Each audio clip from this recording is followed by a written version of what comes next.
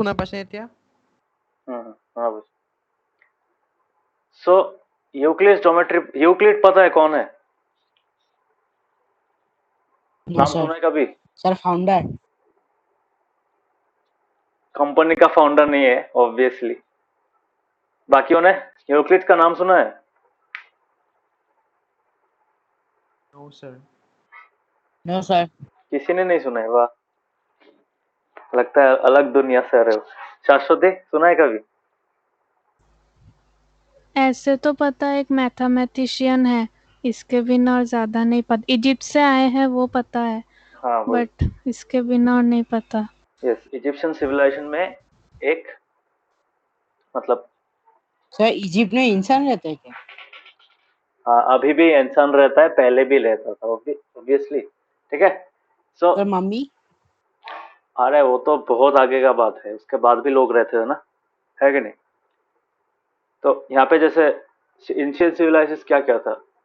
Egyptian था, Babylonian था, Chinese था, इंडियन था। इंडियन में ऑब्वियसली इंडस वैली सिविलाइजेशन का बात कर रहे हैं लोग। ग्रीक था, इनकस था। ठीक है, तो ये सब सिविलाइजेशन में क्या था? They people lived in those civilisation and tried to solve real world problems. Actually तुम बोल सकते हो कि उस टाइम में जो मैथ्स था वो बहुत बेसिक था, उसी से एक रिसर्च टाइप का स्टार्ट हो। जो अभी हम लोग मैथ्स करते हैं that is a very refined form, this a very advanced well developed form of maths. But initial form में वो इतना प्रॉपर नहीं था। ठीक है। सो तब क्या होता था? तब तुम्हारा वो लोग का अलग अलग टाइप का टेक्निक्स होता था। जैसे इजिप्शियंस लोग फॉर एग्जाम्पल जो पिरामिड स्ट्रक्चर है उसके उसके ऊपर उन लोगों ने रिसर्च किया था, उसके बारे में पढ़ने का कोशिश किया था। ठीक है। They try to devise some rules for those types of geometry. ठीक है। सो ज्योमेट्री का मीनिंग क्या है? ज्योमेट्री का मीनिंग है, एक ग्रीक वर्ड से आता है, दो ग्रीक वर्ड से। तो ऑब्वियसली फर्स्ट वर्ड है जियो। जियो मतलब अर्थ, मेट्रिन मतलब मेजरमेंट। मतलब अर्थ में अगर किसी चीज को मेजर कर रहे हो then it is called that you are using geometry. Geometry was the study of measuring things present in the earth. समझ में आ रहा है?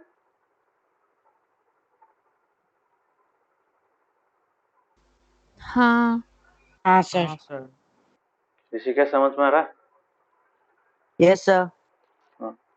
सो अभी हम लोग ज्योमेट्री को क्या मानते हैं? ज्योमेट्री हम लोगों के लिए अभी है कि अगर किसी चीज को हम लोग मेजर करते हैं, उस मेजरमेंट के बेसिस पे हम लोग कैलकुलेशंस करते हैं, प्रॉब्लम सॉल्व करते हैं, that is the geometry for us. Similar kind of concept उन लोगों के लिए भी था जो लोग एकदम बेसिक ज्योमेट्री के एकदम स्टार्टिंग फॉर्म में उसको स्टडी कर रहे थे। ठीक है। सो यहाँ पे एक लाइन दिया है, देखो यहाँ पे दिया है, the people of this civilisations, the early civilisations faced several practical problems which require the development of geometry in various ways. For example ये तो पता है इजिप्शियंस का एक इंपॉर्टेंट काम था कि they had to build pyramids, okay, to contain the mummies of the pharaohs। ठीक है, समझ में आ रहा है? तो राजा महाराजाओं का जो डेड बॉडी था वो मम्मी के फॉर्म में उसको कहाँ पे रखते थे? एक टेम्पल टाइप स्ट्रक्चर में रखते थे। The temple type structure was kind of A pyramid. Modern day उसको पिरामिड बोलते हैं, है कि नहीं? सो उसके लिए क्या करना पड़ता था? Obviously pyramid is a geometric shape, it's a 3D geometric shape. Yes और नो? जस्ट लाइक सिलेंडर, कोन, स्फीयर, इसकी तरह है ना? Sir brick. ब्रिक कहाँ से? वही की बात है, क्यूबॉइड बोलते हैं उसको। सो क्यूब, कीबोर्ड इस सब की तरह ही है। पिरामिड भी एक ऐसा टाइप का सॉलिड स्ट्रक्चर है। ठीक है। सो जो दो पार्ट है ज्योमेट्री में, जो साइड्स, शेप्स, एंगल्स, ये सब के बेस में जो लोग फिगर्स होता है उसका जब हम लोग स्टडी करते हैं उससे हम लोग प्रॉब्लम सॉल्व करते हैं, that is geometry. So you can consider that जो हम लोग मेंसुरेशन जो करते हैं, मेंसुरेशन मतलब वो तुम्हारा जो सरफेस एरिया, वॉल्यूम, ठीक है, वो सब किस कैटेगरी में पड़ता है? मेंसुरेशन में पड़ता है। तो mensuration is a branch of maths that deals with measurements of solid shapes and surfaces. ठीक है। तो सरफेस अगर बोल दिया तो 2D हो गया, सॉलिड शेप बोल दिया तो ऑब्वियसली 3D हो गया। तो 2D 3D शेप जब स्टडी करेंगे, उसका मेजरमेंट्स को स्टडी करेंगे, दैट बिकम्स मेंसुरेशन। तो ज्योमेट्री और मेंसुरेशन का एक बहुत मतलब कंबाइंड एक रिलेशनशिप है। सो समझ में आ रहा है? तो बहुत सारा मैथ्स का कुछ कुछ डोमेन्स है। For example trigonometry is one. Trigonometry तुम लोग को नहीं मिला है अभी तक। ट्रिगोनोमेट्री जब क्लास 10 में मिलेगा, सो यू विल अब get to know that that is also dealt with geometry. Okay, तो उसमें भी ज्योमेट्री का कॉन्सेप्ट चाहिए होता है। सो जैसे यहाँ पे एक एग्जांपल दिया था, इजिप्शियंस जो रहते थे, इजिप्शियंस कहाँ पे रहते थे? Most of the early civilisations used to exist in in the close proximity of a river. Yes और नो? हिस्ट्री में पढ़ा है ना तुम लोगों ने?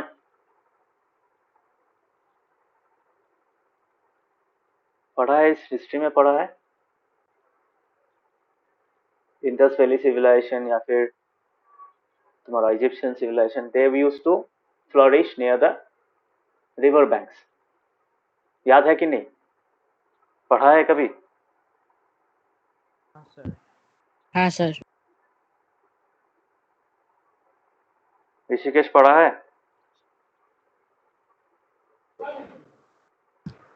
Yes sir. सरस्वती? हाँ।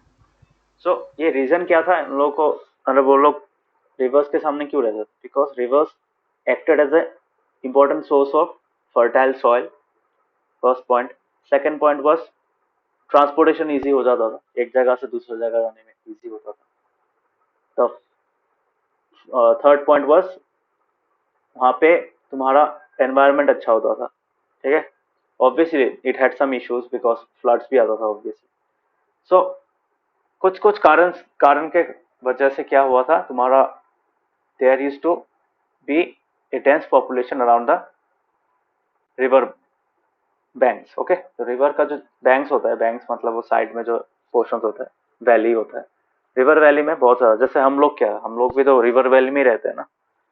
सो similar kind of thing was seen in those times also. So यहाँ पे क्या होता था, जैसे इजिप्शियंस क्या करते थे, इजिप्शियंस के टाइम में एक प्रॉब्लम होता था कि वो लोग नाइल रिवर के सामने रहते थे। Nile, as you know, it's the longest river in the world. पता है ना? हाँ सर। नो सर, पता नहीं है? मैं इजिप्ट में पहली है, बार सुन रहा हूँ। इजिप्ट में है। हाँ। नाइल रिवर वर्ल्ड का सबसे लंबा रिवर है एंड हर मानसून सीजन में वहां पे बहुत फ्लड होता है, स्टिल डेट अभी भी होता है। सर लंबा रिवर तो इंडिया से बांग्लादेश तक जाता है, वो है ना? Longest river, longest. इंडिया से बांग्लादेश क्या जाता है? अच्छा वो जो भी हो, but it's the longest river. Okay, so इतना याद रखो कि वहां पे एक रिवर है, वहां पे उसके सामने क्या रहते थे, इजिप्शियंस रहते थे। उन लोग का एक प्रॉब्लम होता था कि हर मानसून सीजन में फ्लड होता था and that is why they had to build boundaries. मतलब रिवर बैंक्स के सामने उन लोग को बाउंड्री देना पड़ता। ठीक है, तो इससे क्या होता था, तुम्हारा पानी कम आता था, उन बैंक्स के अंदर कम आ सकता था। ठीक है, फ्लड का इफेक्ट घटाने के लिए वो लोग क्या करते थे, बाउंड्रीज बनाते थे। सो उन लोगों ने क्या किया था, for this purpose Egyptians develop a number of geometric techniques and rules for calculating simple areas and also for doing simple construction. तो ऐसे ब्लॉक्स को बैठाते थे वो लोग टू मेक द बाउंड्रीज। ठीक है, बाउंड्री ऐसा नहीं कि वॉल बना दिया हो गया, थोड़ा अलग टाइप का बाउंड्री होता था, थोड़ा फ्लैट टाइप का बाउंड्री होता था। ठीक है, मतलब ऐसा कर्व टाइप का बाउंड्री होता था, वो पानी ऊपर तक आता था बट एग्जैक्टली आके धो नहीं देता था। ठीक है, सो based on different calculations that they devised during their times, they could construct those boundaries using their simple constructions and techniques, geometry का जो basic concepts था। Similarly, उन सब कॉन्सेप्ट को यूज करके वो लोग क्या करते थे, ग्रेनरीज का वॉल्यूम बनाते थे। ग्रेनरीज मतलब जहाँ पे ग्रेन स्टोर होता था। ठीक है, तो ग्रेन जब स्टोर होता है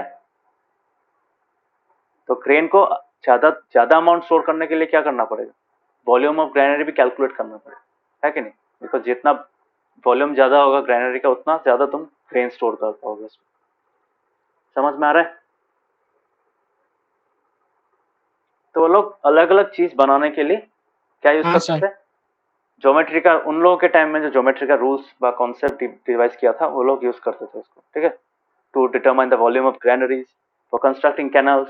कैनल से पता है ना, वो रिवर से एक चैनल आके फील्ड तक हमारा जो खेत होता है वहां पर पानी पहुंच जाता है।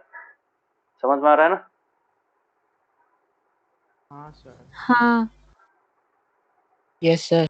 And the final one, they used those geometric concepts to construct what we called pyramids. ठीक है, पिरामिड का तो पर्पस पता ही है, so obviously. So पिरामिड का जो फॉर्म वो तुम्हारा है, वो पिरामिड बनाने के लिए वो अगले क्या करते थे, they knew the correct formula to find the volume of a truncated pyramid. Truncated pyramid क्या होता है, जिसका टॉप लेयर घटाया जाता है. मतलब अगर तुम टॉप लेयर को हटा दो ऊपर से, तो टॉप लेयर कौन सा वाला है, मतलब अगर मैं यहाँ पे ऊपर पेज बनाऊंगा, उसके बाद आज का डेट क्या,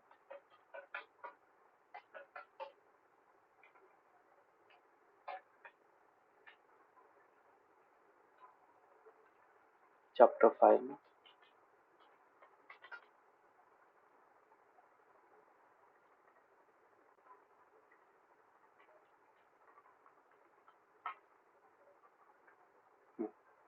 सो उन लोगों का जो स्ट्रक्चर होता था, this is called a truncated pyramid. Pyramid कैसा होता है, ऐसा होता है, ट्रायंगुलर फेसेस विच आर, मतलब ऐसा होता है अगर तुम 3D स्ट्रक्चर बनाने जाओ, सो बेस वाला हो जाता है तुम्हारा एक स्क्वायर होता है, और उस स्क्वायर में there are 4 triangular faces put together. Okay, so इसका एरिया उन लोगों को मतलब निकाल, मतलब इसका तो एरिया निकाल सकते थे बेस्ड ऑन ट्रांकेटेड पिरामिड, मतलब ऐसा था.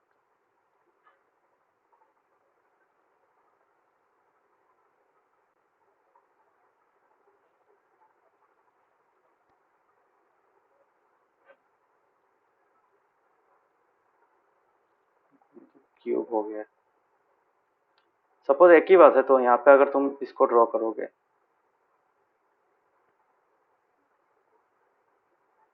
one triangular shape, this is another triangular shape.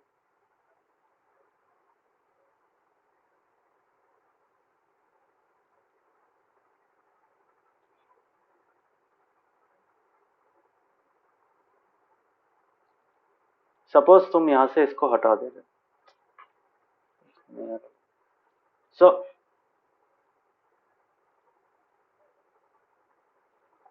Pyramid कैसे ड्रॉ करते हो,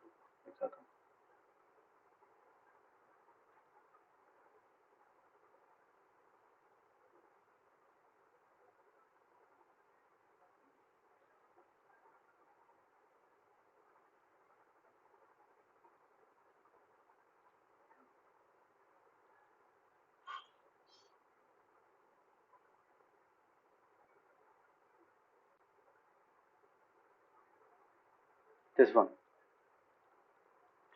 तो वो लोग इस पार्ट को, मतलब अगर मैं ऊपर पार्ट को हटा दूं, ऐसा काट दूं, then it will become like this. This is a truncated pyramid. Okay, समझ में आया? This is the actual हाँ pyramid. So truncated pyramid का फॉर्मूला भी वो लोग निकाल पाते थे. मीन से कितना volume, based on the volume you will obviously determine the number of BRICS, surface area निकाल सकते हो, वॉल्यूम निकाल सकते हो. तो उसके बेसिस पे हम लोग कंस्ट्रक्शन के लिए जो जो तुम्हारा वो है, मतलब जैसे इस वॉल्स में, इस सब वॉल्स में क्या लगेगा, ब्रिक्स लगेगा, है कि नहीं, बड़ा बड़ा ब्रिक्स लगेगा, तो इसको किस एंगल में बैठाना है. So they could calculate all those things using the concepts of geometry. ठीक है, they knew the correct formula to find the volume of truncated pyramid. ठीक है, सो पिरामिड एक सॉलिड फिगर है, तुम लोगों को पता है. ठीक है, उसका बेस तुम्हारा क्या होता है, इट्स ए स्क्वायर. ठीक है, मतलब यूजुअली स्क्वायर होता है, कभी कभार ट्रायंगल भी हो सकता है, बट नॉर्मल जो पिरामिड मैंने तो थोड़ी देर पहले ड्रॉ किया था, जैसे दिस वाला, इस वाला, this also has a face of square. Square में क्या होता है, ट्रायंगुलर फेसेस रहता है. ठीक है, तो एक पॉइंट में जाके कन्वर्ट करता है obviously. So this is how they use their geometry skills, या ज्योमेट्री का जो कॉन्सेप्ट उन लोगों को पता था, they use those skills to do what, do construction of different physical structures. ठीक है, समझ में ज्योमेट्री का importance for the Egyptian civilisation, समझ में आया? हाँ हाँ sir. Yes, sir. Now coming to the second part. Rishikesh का क्या हुआ, होल्ड पे है, क्या हुआ? Rishikesh, can you see? Yes, sir. So Indian continent जो है, इंडियन कॉन्टिनेंट में भी सिमिलर काइंड ऑफ मतलब एक ज्योमेट्री का तुम बोल सकते हो, ज्योमेट्री का अलग अलग कॉन्सेप्ट फॉर्म हो रहा था धीरे धीरे, मतलब पीपल यूज वे ट्राइंग टू गैदर रूल्स, ठीक है। सो रिगार्डिंग ज्योमेट्री, तो ज्योमेट्री यहाँ पे भी उसका यूज स्टार्ट हो गया था। सो जैसे पैरेलल लाइंस का बहुत यूज होता था कि इजिप्ट इंडस वैली सिविलाइजेशन जो होता है, इंडस वैली सिविलाइजेशन में दो जगह में था मेन पोर्शंस, तो obviously they were around the Indus river, तो इंडस रिवर के दो अलग अलग पॉइंट में द सिविलाइजेशंस फ्लोरिश्ड। एक था हड़प्पा रीजन में, एक मोहनजोदारो रीजन में, ठीक है। ये दो मेन जगह था, इसके अलावा भी था। सो यहाँ पे क्या था, वो लोग बहुत अच्छा सा ज्योमेट्री यूज करते थे, क्योंकि मोहनजोदारो में क्या होता था, मोहनजोदारो में जो सिटी था that was quite unique, because वो रास्ता जो होता था सिटी के अंदर, फिर तुम्हारा जो शहर होता था या गांव होता था, वहां पे रोड्स होता था कि पैरेलल होता था, that means the roads were like this, ठीक है। कंसीडर द रोड्स ऐसा टाइप का होता था, ऐसा एक रास्ता है, ऐसा ऐसा ज्वाइन हो गया, उसके बाद ऐसा टाइप का एक रास्ता निकल गया, और ऐसा, उसके बाद यहाँ से एक गली निकला, ठीक है। समझ में आ रहा है? यहाँ पे मेन रोड आ गया, यहाँ पे एक घर है, तो यहाँ पे एक घर होगा। सो सो द ज्योमेट्री फिगर्स, मतलब ज्योमेट्री का जो कॉन्सेप्ट है, जैसे पैरेलल लाइंस का कॉन्सेप्ट, या फिर तुम्हारा अंडरग्राउंड ड्रेनेज होता था, ड्रेनेज में कितना पानी बहेगा, so all those things they used to calculate using, हम लोग का ड्रेनेज सिस्टम्स होता था, अंडर वाटर टैंक्स होता था, ठीक है। सो इसके लिए क्या करते थे वो लोग, ज्योमेट्री का यूज करते थे, ठीक है। जैसे एक घर में कितना रूम्स होगा, अलग अलग टाइप का क्या रूम होगा, ठीक है। सो द टाउन ड्वेलर्स मतलब जो टाउन में कंस्ट्रक्शन का काम करते थे, they were skilled in mensuration and practical arithmetic, ठीक है। वो लोग कैलकुलेट कर सकते थे, and they were able to calculate the geometric measurements, ठीक है। मेंसुरेशन जो पार्ट है, तो कितना लेंथ है, कितना एरिया है, कितना वॉल्यूम ऑफ पानी रहेगा उसमें, ठीक है। सो दे यूज टू मतलब use those concepts to form different kinds of bricks, to construct different kinds of houses, different kinds of constructions, इस सब के लिए यूज करते थे। जैसे एक एग्जांपल है, वहां पर कंस्ट्रक्शन जो होता था, कंस्ट्रक्शन में जो ब्रिक्स यूज होता था, ठीक है। तो क्या वर्ड लिखा है पता नहीं, बट ब्रिक्स जो बनाते थे उन लोग का, अभी हम लोग जो ब्रिक बनाते हैं ना, वो भट्टी में जो ईट का जो भट्टी होता है, वहां पे क्या करते हैं, वहां पे तुम्हारा ब्रिक्स को बेक किया जाता है, ठीक है। Similar kind of thing used to happen in those times also. तो इंडस वैली सिविलाइजेशन में क्या होता था, ब्रिक्स को वो सॉइल को बर्न करके बनाया जाता था, तो दे वर ऑफ फिक्स लेंथ, जैसे एक रेशियो का लेंथ होता था, बिकॉज एक नॉर्मल ब्रिक क्या होता है, इट्स ए क्यूबॉइड, यस और नो। एक ब्रिक क्या होता है, क्यूबॉइड होता है ना। हाँ सर। ब्रिक का शेप क्या होता है, क्यूबॉइड होता है ना। ऋषिकेश, क्या होता है ब्रिक का शेप? Cuboid. क्यूबॉइड। सो अगर मैं क्यूबॉइड का लेंथ, ब्रेथ और हाइट लूँ, this is the height obviously, this is the breadth and this is the length. So यहाँ पे जब हम एक्सकावेशन किया था, मतलब historians tried to excavate, they discovered what they would find that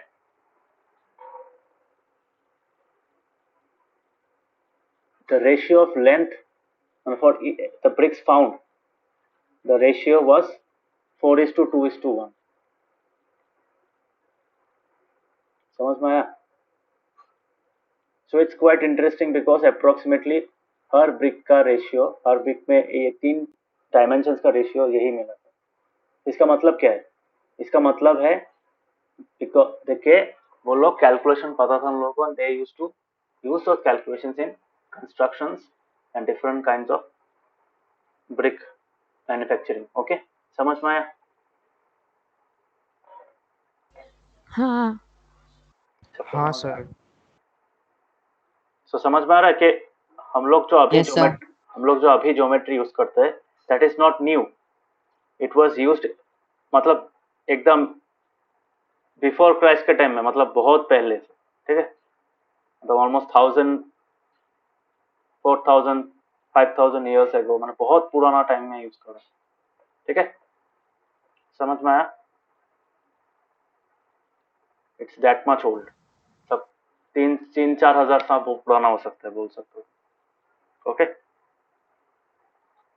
जैसे और एक एग्जांपल दिया है यहाँ पे, तो हम लोगों ने क्या देखा, we have studied about the Egyptian civilization, the Indus valley civilization, उसके साथ साथ क्या था, द वैदिक सिविलाइजेशन, जो वैदिक पीरियड जो था इंडिया के टाइम में क्या होता था, वैदिक पीरियड में इंडिया में वैदिक रिचुअल्स स्टार्ट किया जाता है कि नहीं, तो इन दोस टाइम्स वहाँ पे सुलभा सूत्रस बोलते हैं, सुलभा सूत्रस में क्या रहता है, there on ancient scriptures, so ancient उसके में क्या होता है, वॉल में रहता था वो लोग, ऑल्टर्स में या फिर वॉल्स में रहता था, they used to have details about what kind of constructions they used to perform, ठीक है, मतलब उस टाइम में, मतलब वैदिक पीरियड में जो तुम्हारा कंस्ट्रक्शंस होता था, तो वो यहाँ पे तुम्हारा जो होता है ना, बेदी सुना है ना, बेदी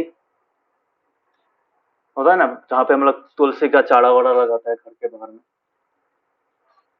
सो those are called altars, okay. जैसे पूजा का वेदी हो गया, उसके बाद जहाँ पे तुम एक मंदिर है वहाँ पे तुमने भगवान का मूर्ति लगाया, तो दोज आर कॉल्ड ऑल्टर्स, तो उस ऑल्टर्स में लिखा हुआ रहता था, ठीक है, उसमें ज्योमेट्री दिखता था कि हाँ ये ऑल्टर ऐसे एक क्यूबॉइड की शेप में बनाया है, एक तुम्हारा क्यूब के शेप में बना हुआ है, so those things were easily visible, ठीक है। वहाँ पे जहाँ पे तुम्हारा फायर प्लेस होता, जहाँ पे वैदिक राइट्स किया जाता था, हवन ववन होता था, वहाँ पे भी क्या होता था, एक प्रॉपर स्ट्रक्चर्स होता था, समझ में आया?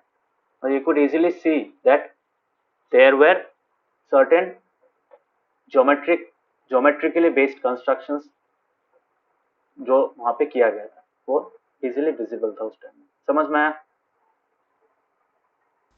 हाँ तो ये सो यहाँ पे एक चीज यह है, the location of sacred fires had to be in according to the clearly laid down instructions about the shapes and areas, मतलब वहाँ पे लिखा हुआ रहता था कि हाँ ये अगर तुम हवन का ये होता, बहुत जगह में होता है ना हवन कुंड बोल के एक चीज होता है, तो वहाँ पे क्या होता है, तुम्हारा उसका शेप कैसा होगा, उसमें जहाँ पे तुम आग जलाओगे, फायर प्लेस जहाँ पे तुम आग जला के रिचुअल्स करोगे, तो ऑब्वियसली उसका एक शेप होता था, उसका एक पर्टिकुलर एरिया होता था, ठीक है, सो उन सबको एक पर्टिकुलर रूल बेस्ड टेक्निक के साथ बनाया जाता था, ठीक है, स्क्वायर होने से मतलब कुछ कुछ सर्कुलर होता था, कुछ में स्क्वायर शेप का होता था, ठीक है, समझ में? जैसे एक पूजा का एक मंदिर है, तो मंदिर का मूर्ति जहाँ पे रखोगे, it use to be a cylinder, ठीक है, ऐसा रखा होता था तुम्हारा, अगर तुम देखो they use to be like this, ऐसा रखा होता था, ऐसा रखा होता था, तो ये ऊपर का पोर्शन है, यहाँ पे तुम्हारा छोटा छोटा सीढ़ी है, सो यहाँ पे तुम चढ़ के यहाँ पे जा सकते हो, यहाँ पे भगवान का मूर्ति होगा, ठीक है, इस पोर्शन में, clear? And it use to be an elevated platform, समझ में आया? समझ में आया? दिस वाज हाँ द ऑल्टर,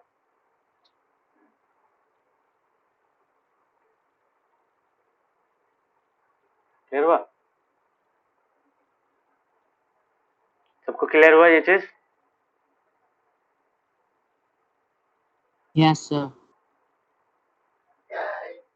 ये चैप्टर मतलब थोड़ा सा बोरिंग है, तो obviously bear with me.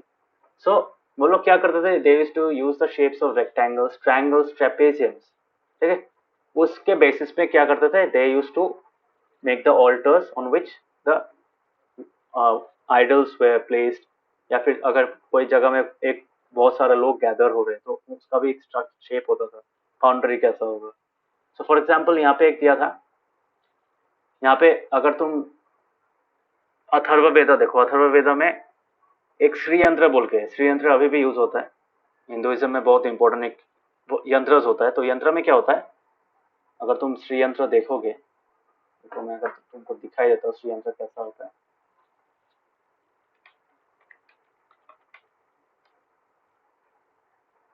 This is the Shri यंत्र, दिख रहा है? दिखा है ना, बहुत बहुत लोगों ने देखा है, कभी भी देखा है ये चीज? हाँ हाँ, तो ये क्या होता है, this is quite an important thing for Hinduism. So यहाँ पे क्या होता है, तो इसमें तुमको एक ट्रायंगुलर स्ट्रक्चर्स मिलेगा, ठीक है? What you will see is that it's made up of triangular structures. It is made up of 9 isosceles triangles. दिखने में स्ट्रेंज लगता है but it's a combination of 9 total of 9 isosceles triangles, ठीक है? समझ में? This is the shape.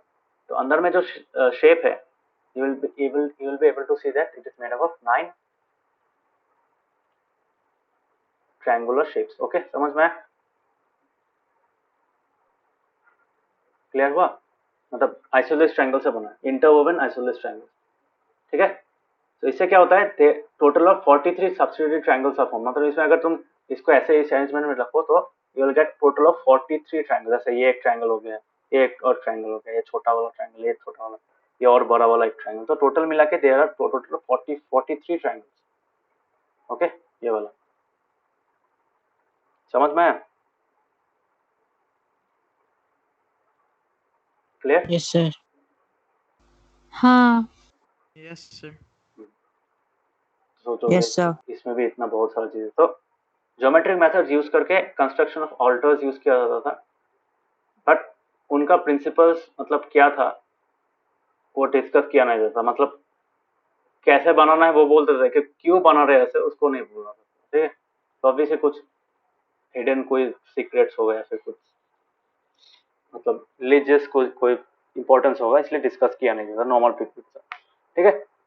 सो यहाँ पे हम लोगों ने देखा कि वैदिक स्क्रिप्चर्स में भी क्या दिखा था, वैदिक स्क्रिप्चर्स में जो चीज दिखा था हम लोग को, उसमें भी देयर आर डिफरेंट मतलब presence of different concepts of what, concepts of geometry. मतलब ज्योमेट्री का अलग अलग, जैसे आइसोसेलेस ट्रायंगल, आइसोसेलेस ट्रायंगल में क्या होता है, all sides are what, isosceles triangle में all sides are not equal but दो साइड्स इक्वल होता है। समझ में आया? क्लियर हुआ? हाँ सर। ठीक है? तो आइसोसेलेस ट्रायंगल फॉर एग्जांपल, यहाँ पे उन लोग ने सिर्फ आइसोसेलेस ट्रायंगल क्यों सिलेक्ट किया, बिकॉज ऑब्वियसली कुछ इंपॉर्टेंस होगा उसमें, ठीक है? सो दैट इज व्हाई ये सब चीज हम लोग को जब दिखता है तो we can see that there is a involvement of geometry in those मतलब शेप्स या फिर फिगर्स, ठीक है? सो ये था और एक एग्जांपल दैट वैदिक पीरियड में क्या दिखा था, Vedic period in ancient India also had some involvement of geometry, ठीक है? सो ये सब एग्जांपल देख के क्या पता चला, ये सब एग्जांपल देख के पता चला कि around the world at the same time और the similar kind of time different types of geometry, मतलब अलग अलग डेवलपमेंट होता था, मतलब अलग अलग ज्योमेट्री का कॉन्सेप्ट डेवलप हो रहा था, बट वो लोग उसका डेवलपमेंट थोड़ा अलग टाइप का, मतलब एक अनसिस्टमेटिक में मैनर में हो रहा था। क्यों? क्योंकि इस जगह में जो चीज दिख रहा है वो दूसरे वर्ल्ड के दूसरे कोने में नहीं है, so it was not uniform, ठीक है? समझ में आया? सो बट कुछ कुछ सिविलाइजेशन में क्या दिया था, तो कैसे इन सब रूल्स को बहुत इंपॉर्टेंस के साथ स्टडी किया जाता था, और इसको ताकि नेक्स्ट जनरेशन में वो मतलब जो नेक्स्ट जनरेशन का लोग है वो अगर लोग को समझ में आए इसके लिए क्या करते थे, दे यूज्ड टू मतलब they used to convert them into scriptures, मतलब ऑरली पास करते थे, या फिर कैसे पास करते थे, बाय रिटन स्क्रिप्चर्स। ओके, कभी जैसे लिखा था ना पाम लीफ में होता था, सुना है ना, पाम लीफ में होता था, मैसेजेस लिखते थे या फिर तुम्हारा बुक टाइप में लिखते थे लीव्स में, पता है ना?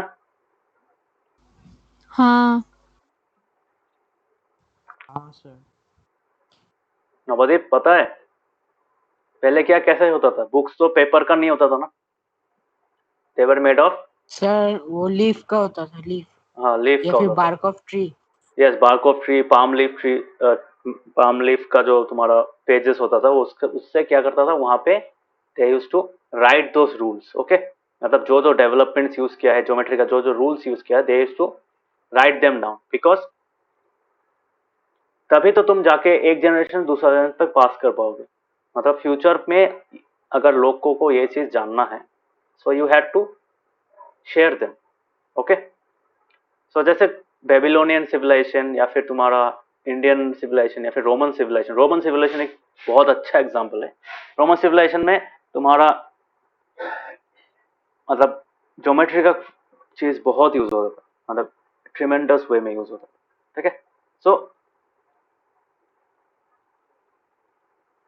तो एक प्रैक्टिकल ओरिएंटेड डिसिप्लिन माना जाता था उस टाइम में कि इंडियन, बेबीलोनियन, रोमन सिविलाइजेशन में geometry was a practical oriented discipline. मतलब प्रैक्टिकली जो चीज तुम यूज करोगे, you have to make some rules about them. Okay, so in that way it was a very practical oriented discipline. But Egyptians क्या करते थे, Egyptians उन लोग का क्या करते, रिजल्ट का बारे में लिखते थे। मतलब हम लोगों ने ये यूज किया, इसमें ये है, so they used to write the statements of their results, the results of their current constructions, current development. ठीक है, जैसे एक पिरामिड बनाया, पिरामिड में कैसे बनाया, पिरामिड का शेप ऐसे क्यों आया, so they used to write like that. ठीक है, सो जनरल रूल्स नहीं था कि ऐसा नहीं है कि तुम, हाँ ये अगर तुम एक नया चीज बनाना चाहो वहां पे तुम क्या करोगे, मतलब वो सब चीज नहीं था। उन लोगों के पास क्या था कि हाँ हम लोगों ने पिरामिड बनाया है, पिरामिड में क्या क्या यूज किया है, यह सब था। ठीक है, वो सब यूज करके तुम दूसरा क्या चीज बना पाओगे या फिर दूसरा चीज बनाने के लिए कौन सा चीज यूज करोगे, there was no general kind of procedure. Okay, समझ में आया? सो बेबीलोन्स और हाँ इजिप्शियंस सर। क्या करते थे, उसको एक मतलब प्रैक्टिकल पर्पस के लिए सर्व, मतलब एक सर्व करने के लिए एक टूल हिसाब से यूज करते थे। ठीक है, मतलब ऐसा नहीं कि हाँ नेक्स्ट टाइम अगर मैं कोई दूसरा ऑब्जेक्ट बनाऊं उसके लिए क्या चाहिए, वो सब के बेसिस पे नहीं बनाते। हाँ, कुछ रूल बनाए, वो यहाँ पे अप्लाई हो रहा है, खत्म। So Babylonians and Egyptians used geometry for mostly practical purpose and did not use it as a systematic science. मतलब साइंटिफिक स्टडी या फिर एक साइंटिफिक मेथड के हिसाब से तो उन लोगों ने ज्योमेट्री को देखा नहीं था कभी। ठीक है, उन लोग का एक प्रैक्टिकल पर्पस सॉल्व हो गया, काम खत्म। ठीक है, तो that was the way Babylonians and Egyptians use geometry. ठीक है, ग्रीक सिविलाइजेशन थोड़ा अलग था। Greek civilization was kind of, तुम बोल सकते हो एक बेसिक टाइप का, जनरलाइज करने का कोशिश किया उन लोगों ने। ठीक है, and that is the reason why geometry can be used by so many countries, so many parts of the world in different scenarios. ठीक है, मतलब एक चीज अगर तुम्हारा जनरलाइज नहीं होगा, सो सब लोग उसको यूज नहीं कर पाएंगे, है कि नहीं? सो जो रूल्स होता है उनको स्पेशलाइज फॉर्म में रखने से नहीं होगा, ये कुछ जनरलाइज। जनरलाइज का मतलब क्या है, तुम एक जनरल रूल बना दो कि हाँ ऐसा होता है तो ऐसा होता है। ठीक है, दिस अगर ऐसा एक सिचुएशन है तो ऐसा होगा, so that is the generalize form. ठीक है, तो उसको यूज करके तुम दूसरा कोई भी टाइप का प्रॉब्लम के बारे में सोच सकते हो। Any new kind of thing can be done. ठीक है, जैसे आज का जो ज्योमेट्री है, geometry in the current form is quite generalize, because उसमें देखना तुम लाइंस के बारे में बात करते हैं हम लोग, पॉइंट्स के बारे में बात करते हैं, एंगल्स के बारे में बात करते हैं। So based on these three types of concept we can, मतलब उसको यूज करके हम लोग इवन इतना बड़ा बड़ा बिल्डिंग्स भी बना सकते हैं। जैसे for example the tallest building in the world, उसके बाद तुम्हारा जो लॉन्गेस्ट वॉल्स है ना, वो सब चीज हम लोग बना सकते हैं। क्यों? बिकॉज ज्योमेट्री जनरलाइज किया गया है। सो ज्योमेट्री को जनरलाइज करने में ग्रीक सिविलाइजेशन का बहुत इंपॉर्टेंट एक मतलब रोल था।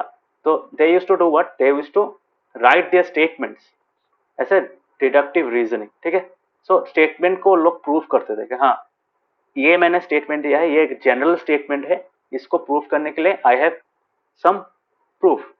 ठीक है, so out of all the Greek mathematicians, तो टू ऑफ मतलब थेल्स बोल के एक था, Thales was a quite first मतलब famous mathematician of those times.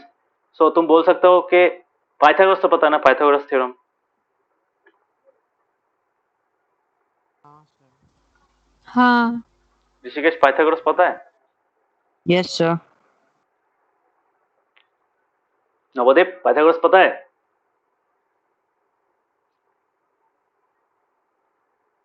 हाँ sir. So Pythagoras was a great mathematician.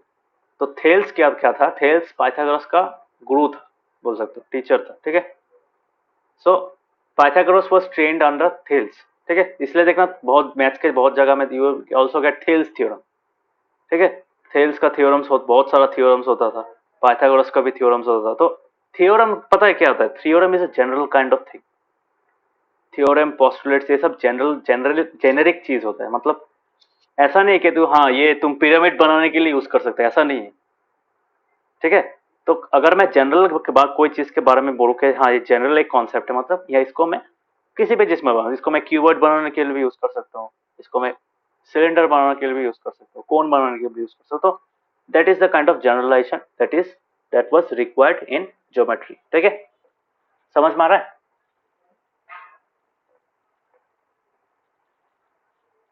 सबको समझ में आया? हाँ। Yes sir. Yes, sir. Yes तो सर। थेल्स जो था, मतलब पाइथागोरस का जो गुरु था, उन्होंने क्या किया था? उन्होंने सर्कल को बाइसेक्ट करने का, मतलब डायमीटर के बारे में निकाला था। That he discover diameter.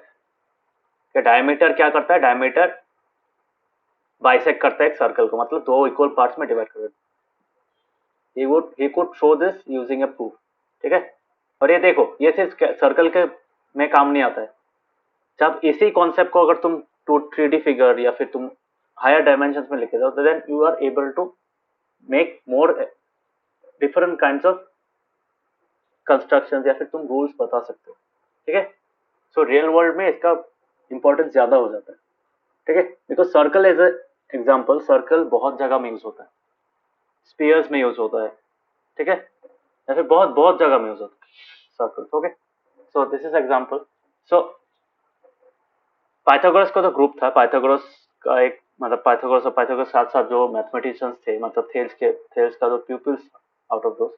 So Pythagoras ने और उन्होंने उनके ग्रुप ने क्या किया था? बहुत सारा ज्योमेट्रिक प्रॉपर्टीज को डिस्कवर किया था, ठीक है। सो और मतलब 572 बीसी से 300 बीसी तक, मतलब पता है ना बीसी में क्या होता है? उल्टा जाता है, ये पता है कि नहीं? सर हाँ। Before Christ. हाँ, बिफोर क्राइस्ट में उल्टा जाता है, मतलब 572 पहले आता है, 300 बीसी बाद में आता है, ठीक है। So which is a later date, मतलब ज्यादा रिसेंट क्या है? 300 बीसी ज्यादा रिसेंट है एज कम्पेयर टू 572 बीसी, ठीक है। तो तुम्हारा उस टाइम में क्या था? यूक्लिड था। तो यूक्लिड क्या कराता था? एलेक्जेंड्रिया जो होता था, तो उस सिटी में क्या कर रहा था? मैथ्स पढ़ाता था, ठीक है। सो उन्होंने क्या किया? जितना सारा मतलब मैथमेटिकल फाउंडेशन काम हुआ था, मतलब उस टाइम में, मतलब इजिप्ट में जो हो रहा था, मतलब ज्योमेट्री का जो फाउंडेशन या फिर ज्योमेट्री का जो रूल्स डिस्कवर हो रहा था, डेवलप हो रहा था, he used to collect all those things and he used to he he used to make a book, मतलब एक बुक लिखा था उन्होंने कलेक्शन हिसाब से, and he used to call it elements, ठीक है। तो उस एलिमेंट्स चैप्टर में, एलिमेंट्स बुक में 13 चैप्टर्स थे, ठीक है। वो 13 चैप्टर्स बहुत इंपॉर्टेंट है। हर एक चैप्टर में अलग अलग, मतलब तुम्हारा इंपॉर्टेंट रूल्स था, थ्योरम्स था, प्रूफ था, ठीक है। समझ में? So you can consider this elements book as the foundation book, मतलब एक organized, first organized collection of important rules and discoveries made in the world of geometry. समझ में आया? हाँ। तो एलिमेंट्स का 13 चैप्टर्स है, हर एक चैप्टर एक बुक है, सोचो। सो इट्स क्वाइट बिग, और एक एक चैप्टर में एक पर्टिकुलर डोमेन को टच किया गया था। जैसे सोचो एक बुक में पॉइंट्स के बारे में लिखा है, उसके बाद सेकंड में लाइंस के बारे में लिखा गया, ठीक है। सो ऐसा टाइप का, ठीक है। सो यूक्लिड यूक्लिड ने क्या किया था? यूक्लिड ने एक अलग अप्रोच लिया था कि उनको, क्योंकि वो मैथ्स पढ़ाते थे, उन लोग को पता था कि हाँ एक्चुअली में बाकी मैथमेटिशियंस क्या कर रहे हैं। So he used to do what? He used to collect those information and convert it into a form which can be used by different generations that are to come, ठीक है। तो अलग अलग जनरेशन यूज कर पाए तो उनका एक ये मतलब एक आइडिया था, मतलब एक माइंड में एक प्लान था कि मैं ऐसे तरीके से लिखूंगा कि दूसरे जनरेशन भी इसको यूज करते हैं, ठीक है। तो he try to do what, he try to make those mathematical developments या mathematical discoveries into a more generalised form. समझ में आया सबको?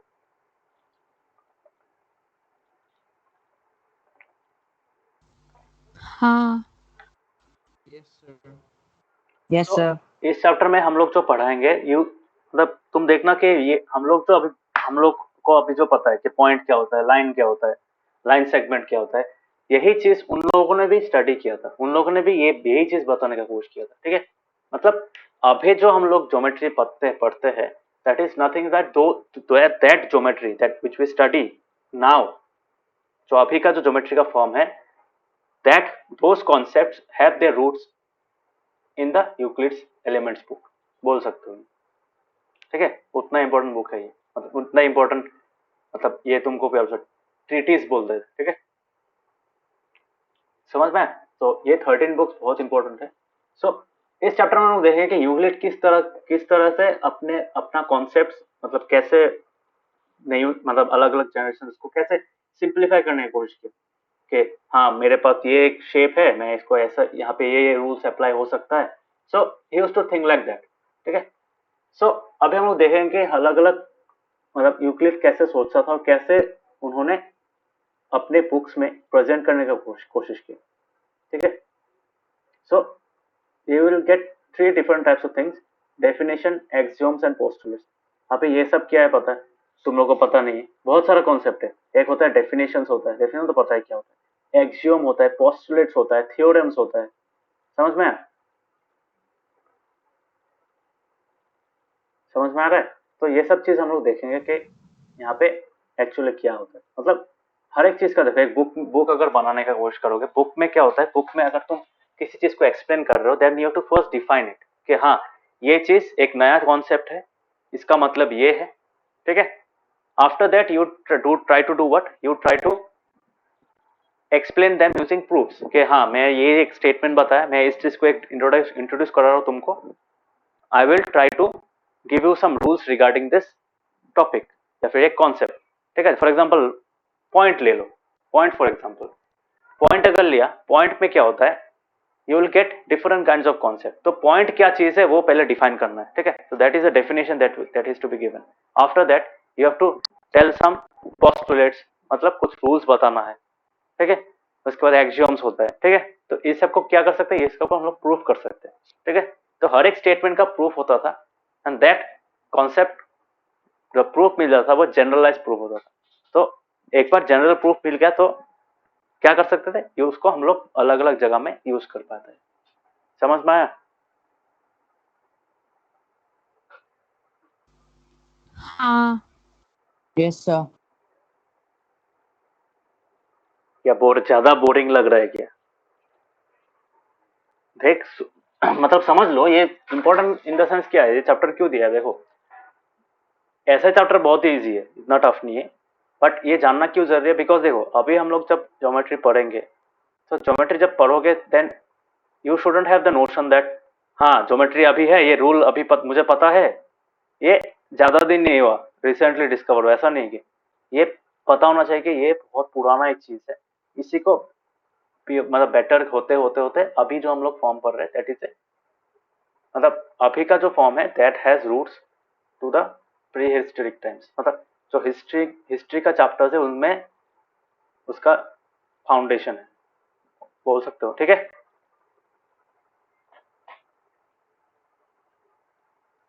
समझ में आया? हाँ।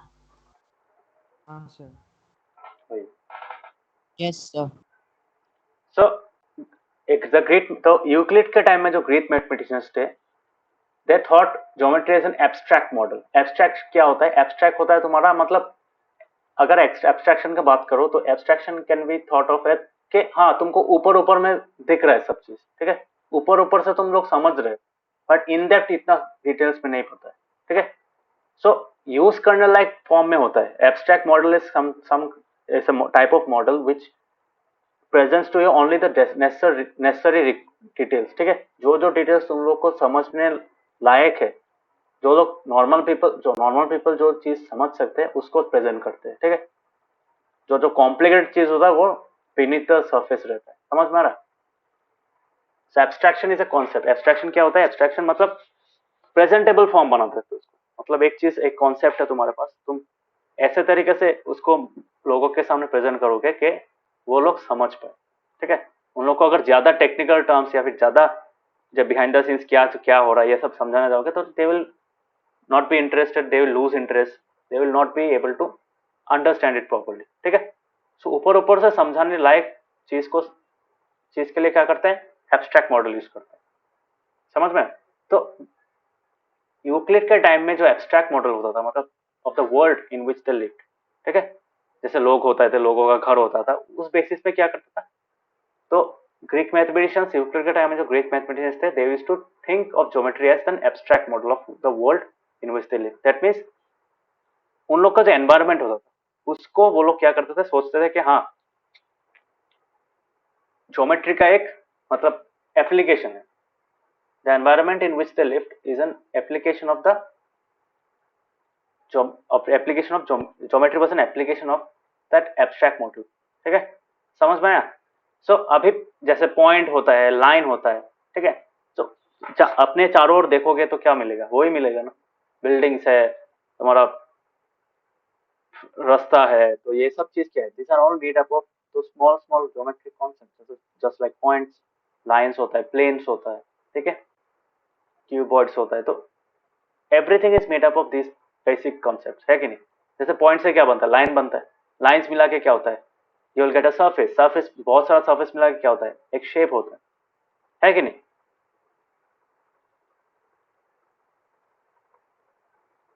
समझ में आ रहा है?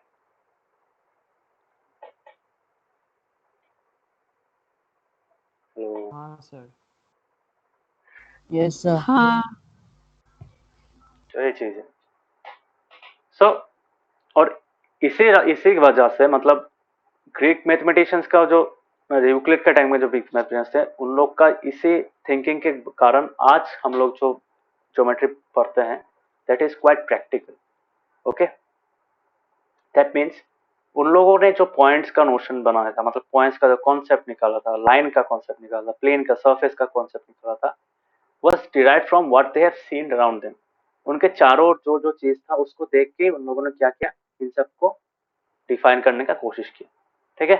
सो फॉर एग्जांपल जैसे स्पेस का कॉन्सेप्ट, स्पेस क्या होता है? स्पेस में तुम्हारा 3 डायमेंशनल एक एरिया होता है, रीजन होता है कि नहीं। उसमें क्या हो सकता है? You will gate 3D shapes, ठीक है, जैसे हम लोग का बिल्डिंग हो गया, कोई पेड़ पौधा हो गया, ह्यूमंस हो गया, humans are also 3D figures, है कि नहीं, 3D शेप्स बोल सकते हो।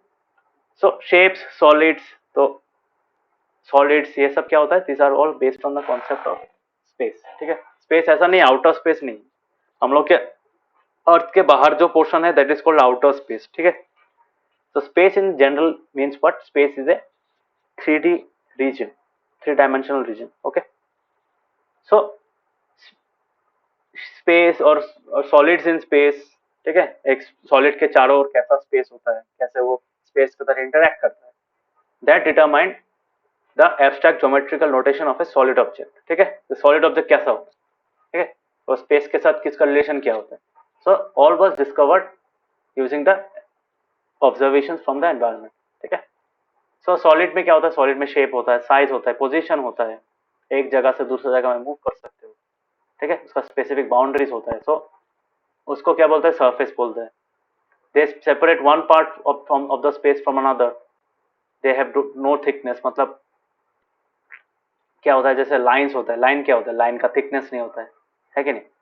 लाइन में क्या होता है? लाइन एक एक स्पेस को, एक जगह को, और एक सरफेस क्या कर सकता है?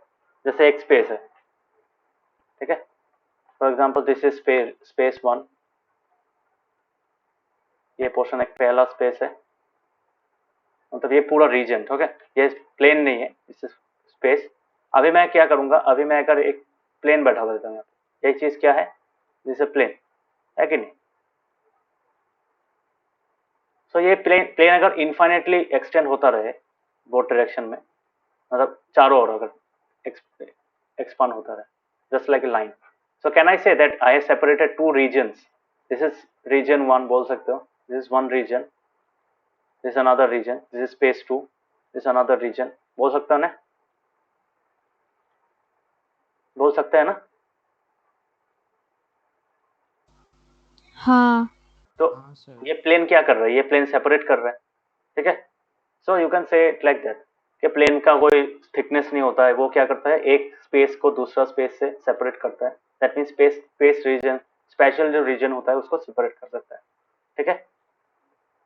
तो that is why they are called surfaces. ठीक है. सरफेसेस का क्या होता है, they separate one part of the space from another and they are said to have no thickness. The boundaries of surfaces are curves. है कि नहीं, curves भी हो सकता है, लाइंस भी हो सकता है. ठीक है. जैसे तुम्हारा एक स्पेस अगर तुम्हारा ऐसा है, ये प्लेन का अगर तुम ऐसा कर्व बना दो प्लेन को, सो you can say that this is a curve. है कि नहीं, कर्व भी हो सकता है, लाइंस भी हो सकता है, लाइन सेगमेंट भी हो सकता है. ठीक है. स्ट्रेट लाइंस भी हो सकता है. तो this lines and in points, points में खत्म होता है कि नहीं. तो ये पॉइंट्स में खत्म होता है. ठीक है. समझ में आ रहा है. तो ये सब चीज उन लोग कैसे निकाला, they observe this things in the environment. ठीक है. एनवायरमेंट में जो शेप्स देखा है, 3D शेप्स देखा, वो सबको देख के विजुअलाइज करके उन लोगों ने ये चीज निकाला. Okay. The concept of line, points, ये सब निकाल सकते. ठीक है. जैसे फॉर एग्जांपल यहाँ पे एक 3 स्टेप प्रोसेस है, सॉलिड से पॉइंट तक लाने के दे रहे 3 स्टेप्स. सॉलिड क्या है, 3 डायमेंशनल होता है. पॉइंट क्या होता है, 1 डायमेंशनल होता है कि नहीं, ये तो पता है ना.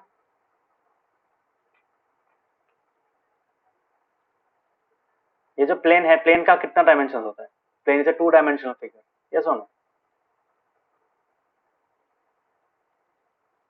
Q2D will have length and breadth here. है कि नहीं. क्यूबॉइड फॉर एग्जांपल, इसी शेप को अगर तुम हाइट दे दो, if you have a thickness, then it becomes 3 dimensional. ये हो गया क्या, 3 डायमेंशन. क्यों, इसमें 3 डायमेंशन है. लेंथ हो गया, ब्रेथ हो गया, इसकी तरह, सरफेस की तरह, but you have another dimension that is the height. ठीक है. सिमिलरली अगर तुम एक पॉइंट को देखो या फिर एक लाइन को देखो, लाइन में भी 2 डायमेंशन होते हैं ऑब्वियसली. लाइन का ब्रेथ 0 होता है. सो लाइन फॉर एग्जांपल या फिर लाइन सेगमेंट अगर पकड़ो, ये क्या है, दिस इज 1 डायमेंशन. है कि नहीं. इसमें क्या होता है, सिर्फ एक ही डायमेंशन होता है. व्हाट इज दैट, लेंथ होता है. सिमिलरली पॉइंट, पॉइंट क्या है, पॉइंट भी एक 1 डायमेंशन पॉइंट है. ठीक है. समझ में आ रहा है. हाँ समझ में आया सबको. हाँ सर. 3 डायमेंशनल क्यों बोलते हैं, यस सर. 2 डायमेंशनल क्यों बोलते हैं, 3D 2D ये सब क्या है. So yes sir. 3D से मतलब how can you reach from here to here, मतलब यहां से लेकर यहां तक का रिलेशन क्या है. हाउ कैन यू मतलब trace back the path of A 3D shape into A point. ठीक है. सो बहुत इजी है. क्या है तुम्हारा, यही चीज क्या किया बुक 1 ऑफ एलिमेंट में डिस्क्राइब किया गया. For example these were the few definitions. The point is that which has no part. ठीक है. पॉइंट में क्या होता है, कोई पार्ट नहीं होता. दैट मीन कोई डायमेंशन नहीं होता है. You can consider that it is 1D और 0 डायमेंशन. ठीक है. सो मैंने जो दी, ऑल्दो यहाँ पे लिखा है 1D, but you can tell that यहाँ पे कोई डायमेंशन नहीं, बिकॉज इसका लेंथ क्या है, इसका लेंथ भी 0 है कि नहीं. ब्रेथ तो है ही नहीं, ब्रेथ की इसका ही ब्रेथ 0 है, इसका लेंथ है L, ब्रेथ है क्या 0. So that is why it is 1 dimension, because the other dimension is 0. यहाँ पे दोनों डायमेंशन ही 0 है. That means you can tell that it is 0 dimension. समझ में आया, समझ में आया चीज.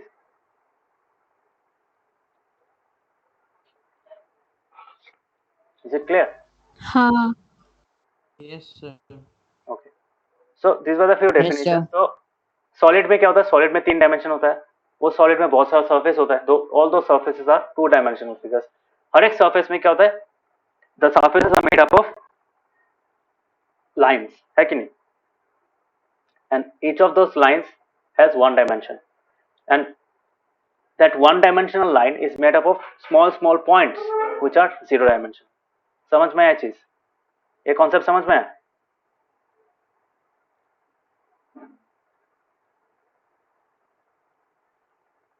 क्लियर हुआ? ये इसके बेसिस पे 3D में क्या है, सरफेस है।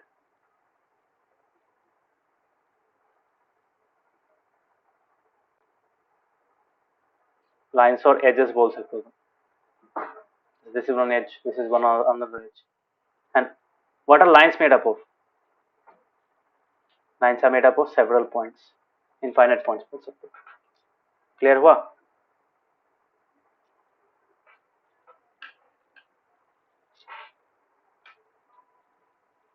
Yes, sir. शाश्वती क्लियर हुआ? हाँ।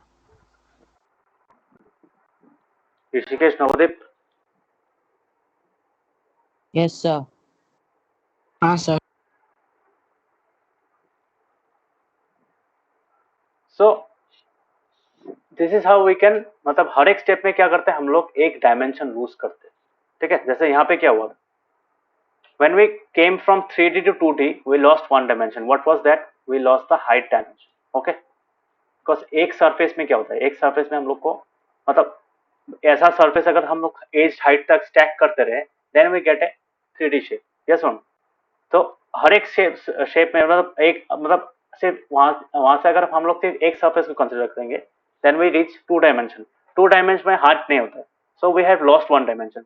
2 डायमेंशन से जब मैंने एजेस को कंसीडर किया, और if I consider only 1 edge, मतलब ये जो एज है या फिर ये एज है, अगर मैंने इन सब चारों एजेस से मैंने एक ही एज कंसीडर किया, then I come to a 1 dimension. So that means I lost what?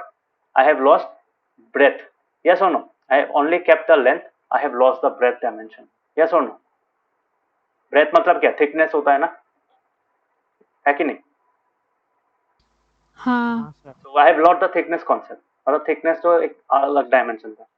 Similarly मैं अगर इस 1 dimension में अगर एक point को consider करूँ, because this is made up of different kinds of points, different infinite number of points, है कि नहीं? So इसी चीज को मैं अगर पॉइंट्स के टाइप में यहाँ से एक पॉइंट को कंसीडर करूंगा, then I reach 0 dimension, because this point does not have length also, और ब्रेथ तो है ही नहीं, क्योंकि 1 डायमेंशन वाला में ब्रेथ नहीं था, तो इसमें भी ब्रेथ नहीं। सो इसका कोई डायमेंशन नहीं है। ठीक है, तो this is why at every step we lose what, we lose 1 level of what, we lose a dimension, we lose 1 extension also called dimension. समझ में आया?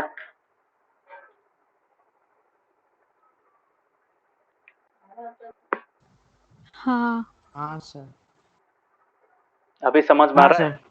मतलब इस पॉइंट से तुम बोल सकते हो कि this chapter has some sense, because आगे का टाइप में हम लोगों को क्या देखा, आगे के टाइम में हम लोग देखा सिर्फ क्या होता था, क्या कैसे यूज करते थे, but this is now we are going to the basics, एकदम बेसिक फॉर्मेट जो होता था, हाँ, कि पॉइंट्स क्या है, 1D क्या है, डायमेंशंस क्या है, ये सब के बेसिस में हम लोग स्टडी कर रहे हैं। तो ये सब उन लोग भी क्या करते थे, इसी बेसिस, इसके कॉन्सेप्ट पे, उन लोगों का जो कॉन्सेप्ट है, मतलब पोस्टुलेट्स है, डेफिनेशन है, इसके बेसिस पे वो लोग देते थे। ठीक है, मतलब they use to stick to the roots, एकदम बेसिक के ऊपर मतलब डिपेंड करते थे। That is how Euclid use to think कि हाँ, मुझे अगर एक्सप्लेन करना है तो मुझे एकदम बेसिक टर्म्स में एक्सप्लेन करना है, बेसिक एलिमेंट्स के टर्म्स में एक्सप्लेन, इसलिए इसका नाम एलिमेंट्स दिया। ठीक है, एलिमेंट का मतलब क्या है? एलिमेंट का मतलब है something which is quite basic. समझ में? बेसिक फॉर्म जो होता है उसको एलिमेंट बोलता है, एलिमेंटल फॉर्म बोला जाता है। समझ में आया? हाँ। Yes sir. सो बुक 1, जब एलिमेंट्स का जो बुक 1 था, चैप्टर 1 बोल सकते हो। सो एलिमेंट सीरीज का जो बुक 1 था उसमें 23 डेफिनेशंस था। ठीक है, यूक्लिड ने क्या किया, यूक्लिड ने मतलब अपना एक्सपोजिशन, मतलब जो खुद जानते थे उनको, उसको लिखना जब स्टार्ट किया, he first started by listing the 23 definitions in his book 1 of elements. जैसे उसमें क्या, किस किस का डेफिनेशन था, उसमें पॉइंट का डेफिनेशन था। पॉइंट में क्या होता है? Point that is that which has no part. यहाँ पे पार्ट का मतलब क्या है? पार्ट का मतलब है डिमेंशन। ठीक है, समझ में आया? So a point is that which has no dimension. ठीक है, समझ में आया? पॉइंट क्या चीज है? हाँ। जिसका डायमेंशन नहीं होता है, वैसा एक चीज जिसमें डायमेंशन नहीं होता, डायमेंशनलेस होता है। ठीक है, तो it's the smallest part. Line में क्या होता है? Line is a breathless length. इसका मतलब क्या है? ब्रेथलेस लेंथ का मतलब क्या है? ब्रेथलेस लेंथ मतलब लाइन में ब्रेथ लेंथ का वैल्यू होता है, ब्रेथ का वैल्यू नहीं होता है। इसका मतलब क्या है? It has got no thickness. Clear? At the ends of a line are points obviously, and यहाँ पे जो लाइन का बारे में बोला, that line is nothing but line segment which we call today as line segment, वो line segment है। ठीक है?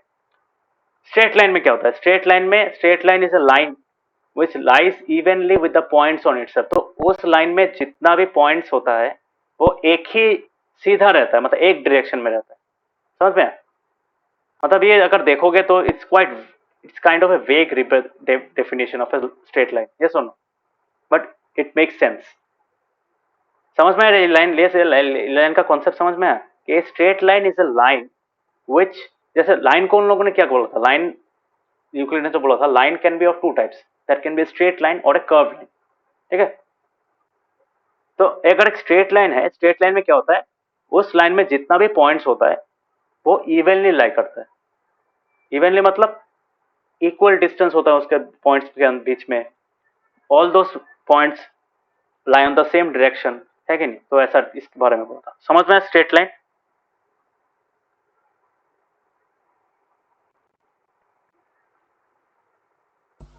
हाँ।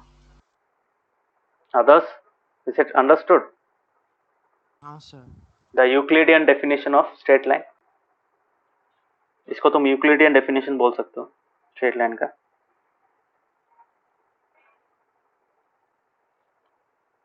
सो नेक्स्ट क्या है? Next is a surface. Surface क्या होता है? Surface is obviously made up of boundaries. Boundaries मतलब सरफेस में क्या होता है? लेंथ और ब्रेथ होता है। That means it's a two dimensional figure, है कि नहीं? जो मैंने थोड़ी देर पहले ड्रॉ किया है ऑलरेडी। 2D में क्या होता है? लेंथ और ब्रेथ रहता है। ठीक है? सो a surface is not breathless, it has breadth, obviously it has length also. So the edges of a surface are lines, ये तो पता ही है, देखा ही है। A plane surface is a surface which lies evenly with the straight lines of itself। इसका मतलब क्या है? एक प्लेन में जितना भी स्ट्रेट लाइंस है वो उसी सरफेस में लाई करेगा, इवनली लाई करेगा। फॉर एग्जांपल यहाँ पे अगर स्ट्रेट लाइंस के बारे में बात करो तो these are the straight lines. समझ में आ रहा है? वो एक के साथ एक आपस में स्टैक किया गया है। समझ में आ रहा है? क्लियर हुआ? हाँ। Yes sir. कौन नहीं है? कौन चला गया?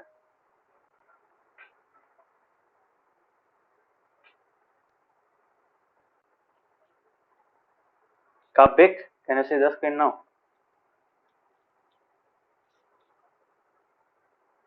Kabik, हाँ सर। हाँ। सो दिख रहा है ना कैसा है? तो this for the definition of plane surface. Plane surface में क्या होता है? प्लेन सरफेस में जितना लाइंस होता है they are evenly distributed and they lie evenly with the straight lines on itself. मतलब उस सरफेस में लाई करता है, मतलब एक ही डायरेक्शन में लाई करता है। समझ में?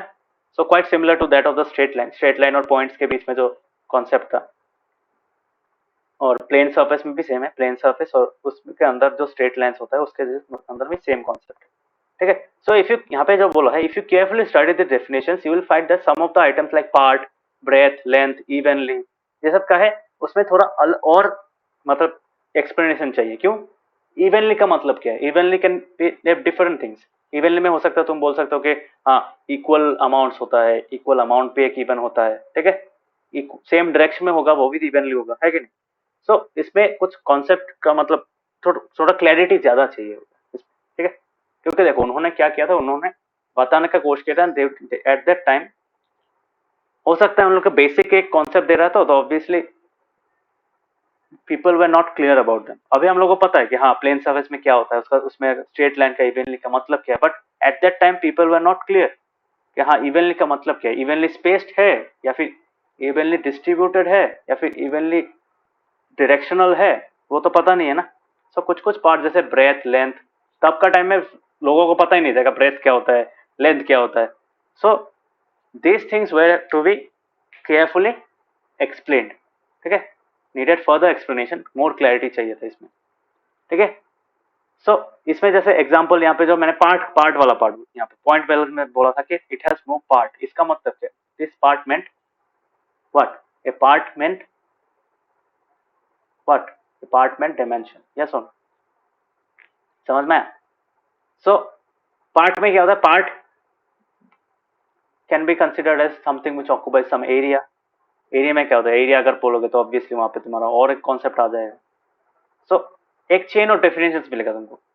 पार्ट अगर बोलेगा तुमको बोलेगा डायमेंशन होता है, डायमेंशन का मतलब क्या है, मतलब लोग पूछते रहेंगे, है कि नहीं, people will try to ask a question after question, एक चीज समझाओगे उसके साथ एक नया टर्म निकलेगा, उसको फिर पूछेगा, तो ऐसा पूछते रहेगा। तो मतलब एकदम सिंपल फॉर्म में बनाने के लिए there has to be some discrete definition, ठीक है, जिसका मतलब इजीली तुम बता सकते हो। जैसे ऐसा नहीं कि कोई वेग टर्म यूज कर दिया कि पार्ट हो गया तुम्हारा, इवनली हो गया, तो ये सब टर्म्स मतलब सेल्फ एक्सप्लेनेटरी नहीं है, इसलिए लोगों को समझने में प्रॉब्लम हो रहा था। समझ में आया?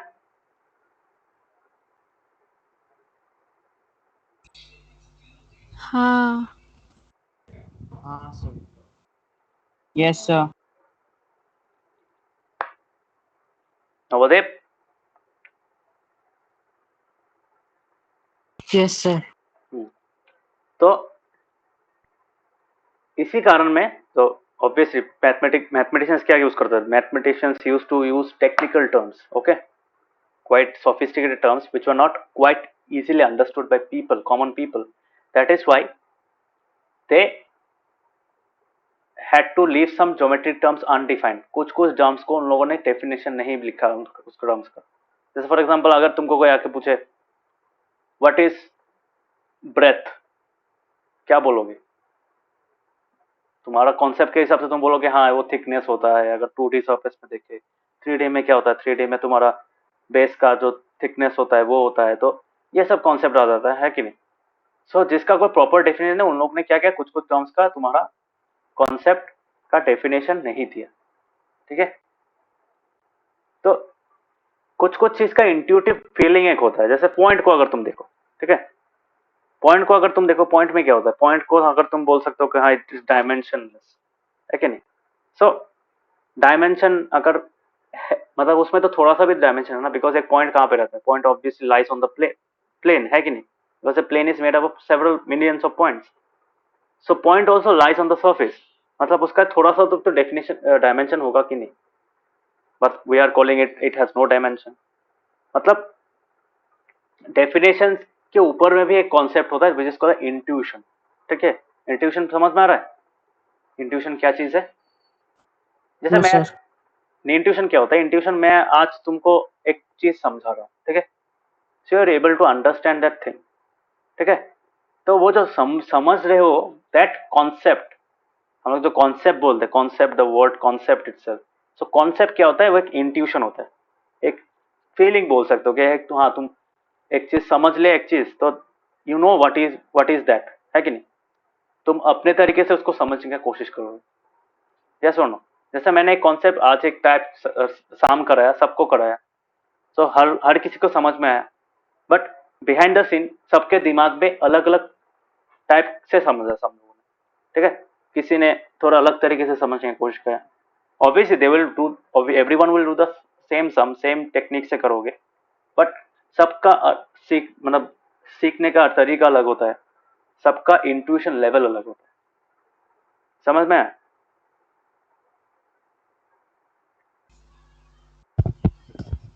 हाँ ये मानते हो कि नहीं कि सब लोग तो सेम तरीके से नहीं सोचेगा ना, एवरीवन विल ट्राई टू, मतलब थोड़ा थोड़ा माइनर वेरिएशंस होगा सबके अंडरस्टैंडिंग में, दैट इज कॉल्ड इंट्यूशन, ठीक है। So we have an intuitive feeling for every geometric concept जो डेफिनेशन के ऊपर होता है। क्यों? डेफिनेशन विल गिव यू मतलब एक रिटर्न स्टेटमेंट है कि नहीं? डेफिनेशन क्या, एक रिटर्न स्टेटमेंट है। उस स्टेटमेंट को तुम किस एंगल पे लोगे, किस आइडिया पे लोगे, अपने दिमाग में कैसे उसको विजुअलाइज करोगे, that entirely depends on you, ठीक है। सो that is called the intuitive feeling. समझ में? सो हम लोग जब बोलेंगे पॉइंट को हम लोग डॉट बोलते हैं, डॉट मतलब क्या, डॉट का मतलब है, पता है ना क्रिकेट में क्या होता है, डॉट बॉल होता है, डॉट क्या होता है, डॉट इज कॉल्ड माने नल बोल सकते हो उसको, ठीक है। बट डॉट में भी क्या होता है, डॉट का भी एक डायमेंशन हो सकता है।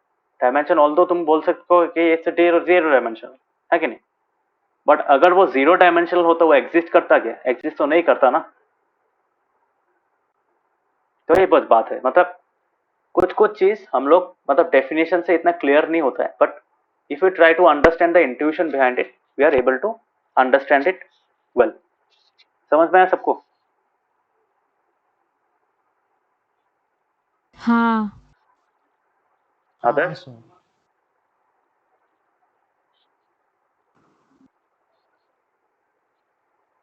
मतलब ये चैप्टर पढ़ोगे तो खुद फिलोसोफर टाइप का फीलिंग आएगा। मतलब इसमें देखो, मतलब मैथ्स का जो फाउंडेशन बोल सकते हो, ज्योमेट्री का जो फाउंडेशन कॉन्सेप्ट है, तो उस टाइम में क्या होता था, मैथमेटिशियंस, तुम उन लोगों को मैथमेटिशियंस प्योरली नहीं बोल सकते थे, they were kind of philosophers, ठीक है। तो दुनिया को अलग एक लेवल, अलग एक मतलब नजरिए से देखना पड़ता है। when you when you try to discover something important, ठीक है, कोई कॉन्सेप्ट निकालने की कोशिश कर रहे हो, then you have to under visualise something माने क्वाइट डिफरेंटली, नॉर्मल लोगों की तरह समझने से नहीं होगा, ठीक है। सो ज्योमेट्री में क्या होता है, तो एक अगर number definition number 2, definition number क्यों में क्या बोला है, line is a breathless length. आजकल अगर ऐसा कोई मतलब डेफिनेशन दोगे ना, पागल बोलेगा लोग, बिकॉज ब्रेथलेस लेंथ क्या होता है, बिकॉज तब का टाइम में क्या था, तब का टाइम में तुम्हारा ब्रेथ का कॉन्सेप्ट भी नहीं था, लेंथ का कॉन्सेप्ट भी सबको पता नहीं था, है कि नहीं। तो यहाँ पे क्या है, ब्रेथ और लेंथ कुछ की दोनों अनडिफाइंड नहीं है, उसका डेफिनेशन नहीं है। इसका मतलब क्या, you are trying to define a concept using undefined terms, तब किसी को समझ में नहीं आएगा, है कि नहीं। जैसे फॉर एग्जांपल पॉइंट को लेंगे, लाइन को लेंगे, प्लेन को लेंगे, तो अनडिफाइंड टर्म्स क्यों बोल सकते हो, क्योंकि उसको समझाने के लिए तुमने कुछ अलग कॉन्सेप्ट यूज किया, उसका तुमने डेफिनेशन नहीं दिया, तो ओवरऑल डेफिनेशन नहीं है, मतलब है कि नहीं। क्योंकि यहाँ पे देखो, जब तुम बोलोगे कि पॉइंट में बोल रहे हो, यहाँ पे पार्ट का मीनिंग तुमने बताया नहीं, ब्रेथ का मीनिंग बताया नहीं, लेंथ का मीनिंग बताया नहीं, तो ऑब्वियसली इस डेफिनेशन का कोई मीनिंग है। ओवरऑल समझने का कोशिश करोगे, एक नॉर्मल आदमी अगर समझने की कोशिश करोगे, समझ में आएगा नहीं आएगा, है कि नहीं। So if you leave some important terms in your definition is undefined, then your entire definition becomes undefined. समझ में आया, और डेफिनेशन प्रॉपर नहीं हुआ। क्लियर?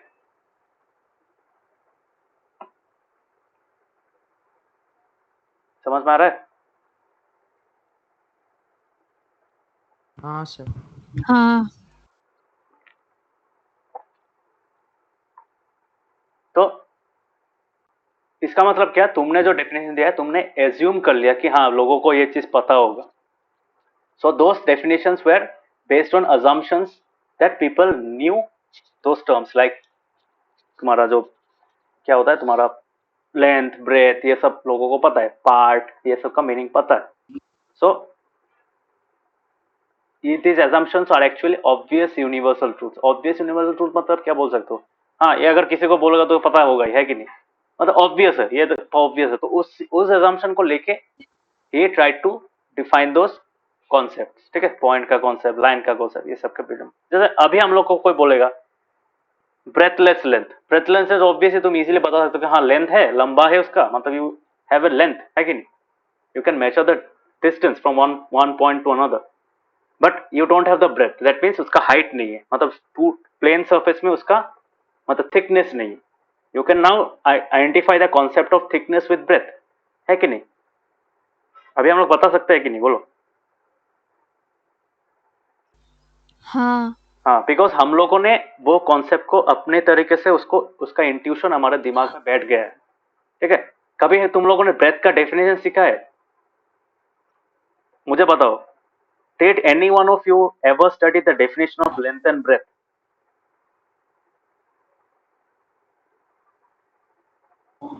Shashwati?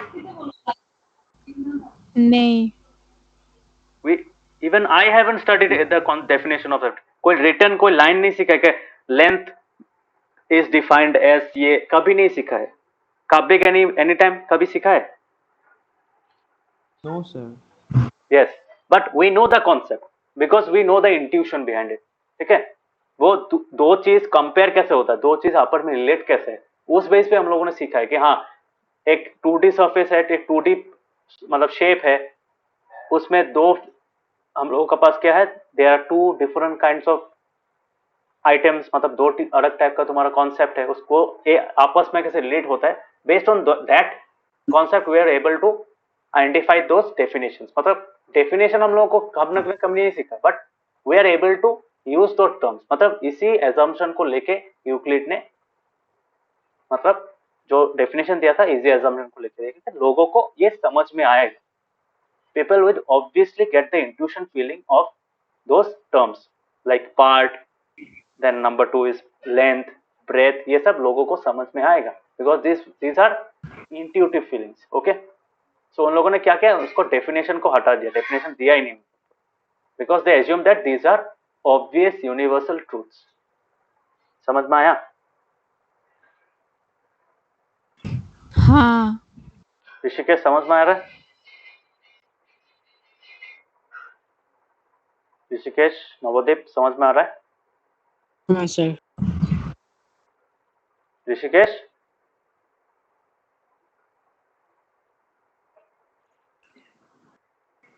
ऋषिकेश समझ में आया?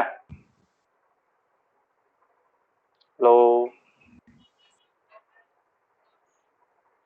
ऋषिकेश,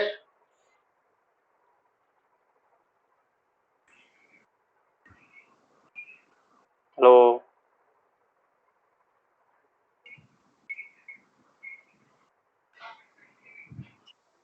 माइक खोल के कहां पे चला गया भगवान जाने। काबिक समझ में आ रहा है? हाँ सर। सो अभी हम लोग दो चीज पढ़ेंगे, that is axioms and postulate. Difference क्या है? कभी तो सुना है तुम लोगों ने ये दो टर्म्स, एक्सियोम एक अलग टाइप का, एक्सियोम, पोस्टुलेट, थ्योरम। तो ये सब चीज क्या होता है? ये सब चीज मैथ्स में बहुत इंपॉर्टेंट है। सो इसमें क्या है, तो फॉर एग्जांपल पोस्टुलेट क्या होता है? पोस्टुलेट होता है एजम्पशंस। ठीक है, पोस्टुलेट जो तुमने एजम्पशन लिया है कि हाँ ज्योमेट्रिक स्पेसिफिक जो एजम्पशन है that is those are postulate. तो ठीक है, जैसे फॉर एग्जांपल कॉमन जो चीज है जैसे लेंथ, ब्रेथ, पार्ट, ये सब क्या, दीज आर एक्सियोम्स। ठीक है, एक्सियोम्स में क्या चाहिए, एक्सियोम्स में एक्सियोम जब यूज करेंगे तब वो चीज क्या होता है, those assumptions are used throughout mathematics. ठीक है, मतलब ज्योमेट्री के साथ लिंक नहीं है, ज्योमेट्री के अलावा भी तो वो चीज होता है वहां पे। ठीक है, समझ में आया? तो दोज आर एक्सियोम। जैसे addition, addition example is an axiom. ठीक है, एडिशन का जो ऑपरेशन है, इक्वालिटी का जो ऑपरेशन है दैट इज एक्सियोम। समझ में? पोस्टुलेट क्या होता है? पोस्टुलेट होता है जो तुमने एजम्पशन ले लिया, कहा ये चीज ऐसा होता है, इसमें ये होता है, बस ये बोल के तब उसके बाद तुमने प्रूफ स्टार्ट किया। ठीक है, तो दोज आर कॉल्ड पोस्टुलेट्स। समझ में आ रहा है पोस्टुलेट और एक्सियोम का डिफरेंस? समझ में?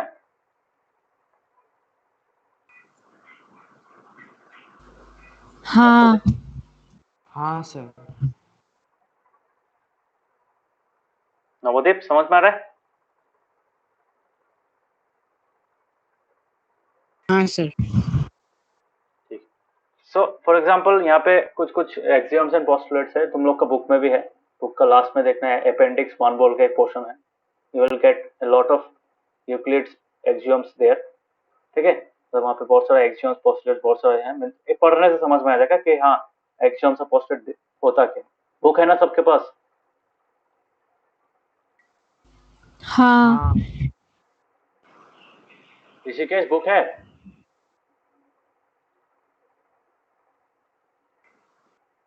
क्या हुआ, तुम्हारा कुछ आवाज सुनाई नहीं दे रहा, पता नहीं। सो बुक में देखना, बुक के एकदम पीछे के आंसर सेक्शन के आगे या फिर आंसर सेक्शन के बाद होगा शायद, तो you will gate A section of appendix 1। Appendix का मतलब है एक्स्ट्रा एक्स्ट्रा चीज। तो उसमें देखना एक्सियोम्स और पोस्टुलेट दिया हुआ, तो उसको पढ़ने का कोशिश करना कि उसमें समझ में आता है कि नहीं। सो एक्सियोम और पोस्टुलेट जब पढ़ोगे तब समझ में आ जाएगा, डिफरेंस मिल जाएगा कि एक्सियोम क्या होता है, पोस्टुलेट क्या होता है। दिखा सबको? काबिक were you able to locate appendix 1 in your book? काव्यिक शाश्वती मिला अपेंडिक्स 1? पीछे में होता है, एकदम पीछे में। नहीं मिला। नहीं मिला? कहाँ है? कोदा सर। अरे आंसर सेक्शन के आगे होगा शायद, मोस्ट प्रोबेबली। रुको,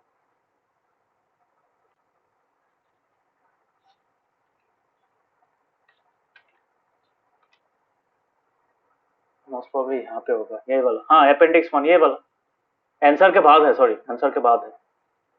प्रूफ्स इन मैथमेटिक्स में है, यहाँ पे बहुत सारा है, एक्सियोम्स प्रूफ्स यहाँ पे बहुत सारा है, डिडक्टिव रीजनिंग, एक्चुअली चैप्टर ही है ये, प्योर मैथ्स में बहुत होता है। ये देखो, थ्योरम्स, कंजंक्शन और एक्सियोम्स दिख रहा है। तो कैसे प्रूफ किया थोड़ा सा देखने की कोशिश करें। ये चैप्टर पढ़ाते नहीं है, बट एक्सियोम क्या होता है? Mathematical statement which is assumed to be true without proof. Axiom का मतलब ऐसा एक स्टेटमेंट जो प्रूफ नहीं होता है बट उसको ट्रू माना जाता है, ठीक है। थ्योरम क्या होता है? Theorem is a mathematical statement which can be proved, जैसे हम लोग प्रूफ करते हैं ना, जैसे पाइथागोरस थ्योरम, पाइथागोरस थ्योरम का भी प्रूफ है, ठीक है। समझ में आया? फॉर एग्जांपल यहाँ पे तुम्हारा मैथमेटिकल प्रूफ ऑफ लिखा है यहाँ पे, हाँ जैसे, तो देखना यहाँ पे अपेंडिक्स 1 में बहुत सा अच्छा अच्छा चीज दिया हुआ है, क्वाइट इंटरेस्टिंग, ठीक है। समझ में आया आज का क्लास? हाँ। हाँ सर। यूक्लिड्स का कुछ कुछ एग्जाम से बता देता हूँ कैसा टाइप का है कि एग्जाम समझ में आया? एग्जाम क्या है? Axioms are mathematical statements which are considered true without proof, मतलब उसका प्रूफ नहीं होता है बट उसको ट्रू माना जाता है। समझ में आया? एक्सियोम क्या होता है?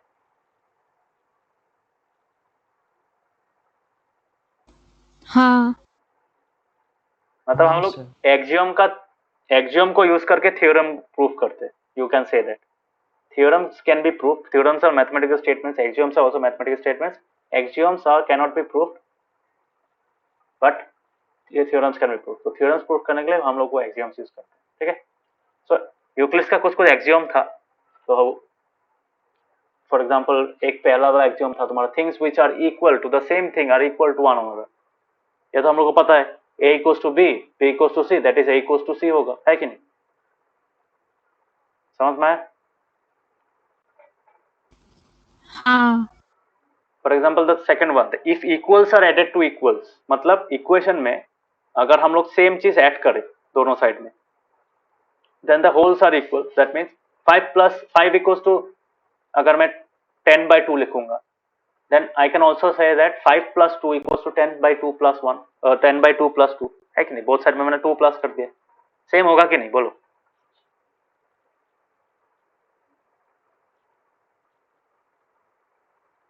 समझ में आया? No sir. नहीं। क्यों समझ में नहीं आ रहा? ये चीज समझ में नहीं आएगी। इफ इक्वल्स आर इक्वल्स, मतलब if equals are added to equals the wholes are equal, इसका मतलब क्या है? इसका मतलब है if equals are added to equals, इसका मतलब if I add equal values to both the sides then the wholes are equal, है कि नहीं? Then I can say that x plus 2 is equal to 4, है कि नहीं? और if I write it like this, 5 equals to 10/2, so if I add equals to both the, if I add equals to equals, then can I say that this is equal to this?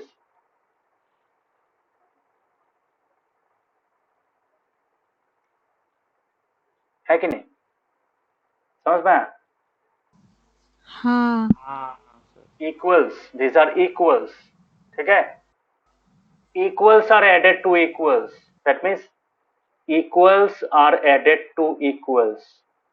These two were equals and I have added an equal quantity to both the sides. समझ में आया चीज सबको?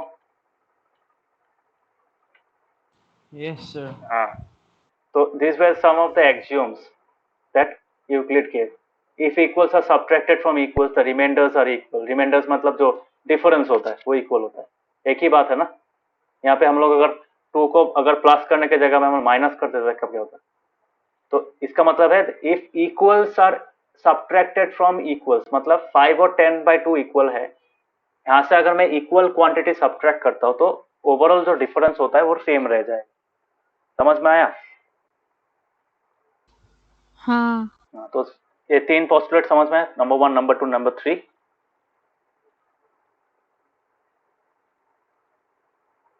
Clear हुआ? हाँ sir. हाँ What is number 4? Things which coincide with one another equal to one another। इसका मतलब क्या? Things which coincide with another, एक चीज दूसरा चीज के ऊपर coincide अगर करता है, coincide का मतलब क्या है? इसका डेफिनेशन एक्चुअली किसके साथ मैच करता है? कॉन्ग्रुएंट ट्रायंगल्स के साथ में, या फिर कॉन्ग्रुएंट फिगर्स के साथ मैच करता है। जैसे ये लाइन अगर और दूसरा एक लाइन है ये वाला, ये दो लाइंस क्या है? They are equal in length and that is why they can lie one above the other. ठीक है, एक और दूसरे के ऊपर कोइंसाइड कर सकते हैं। दैट इज व्हाई हम लोग किसको क्या बोलते हैं? They are equal to one another. बोल सकते हैं ना? मैं बोल सकता हूँ ये जो लाइन ए बी है और ये लाइन जो सी डी है, this two lines are, can I say, इसको क्या बोल सकते हैं? A B is equal to C D बोल सकता हूँ। क्यों? Because their lengths are equal, that is they are coincide with each other. Similarly अगर ट्रायंगल का बारे में बात करूँ, this triangle and this triangle, they are what? They are congruent. So I can say that ABC or PQR. So I can say that triangle ABC is congruent to triangle PQR. ठीक है? So इस PQR को मैं अगर ABC के ऊपर बैठाऊंगा तो easily fit हो जाएगा, एक के ऊपर एक बैठ जाएगा। That means they are coincident. समझ में आया? So हाँ सर। हाँ जो 4 नंबर पोस्टुलेट है इसके बारे में बताया। Okay? अगर एक चीज दूसरा चीज के ऊपर कोइंसिडेंट है, so we can say that both of them are equal. Obviously triangle को तो मैं इक्वल नहीं बता सकता, तो I can say that they are congruent. समझ में? So that was number 4। सबको समझ में आ रहा है ये चीज? एवरीवन, नवोदीप क्लियर हुआ? हाँ सर। काव्यिक, शाश्वती क्लियर हुआ?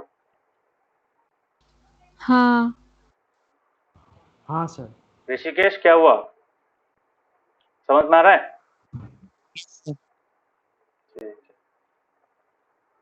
सो नंबर 5 देखो, नंबर 5 बहुत ऑब्वियस है। The whole is greater than the part. Obviously किसी होल चीज का अगर तुम सोचो 1 ले रहे हो, एक फुल क्वांटिटी ले रहे हो, तो उसका पार्ट तो ऑब्वियसली छोटा ही होगा ना।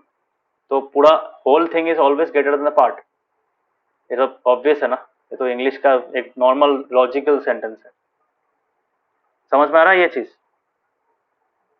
हाँ नंबर 5 समझ में आया सबको? Yes sir. नंबर 6 क्या बोला है? Things which are double of the same things are equal to one another. जैसे for example x equals to 2 है, तो ट्वाइस x इक्वल्स टू क्या होगा? 4 होगा ना। मतलब things which are double of the same things, मतलब तुमने यहाँ पे सोचो,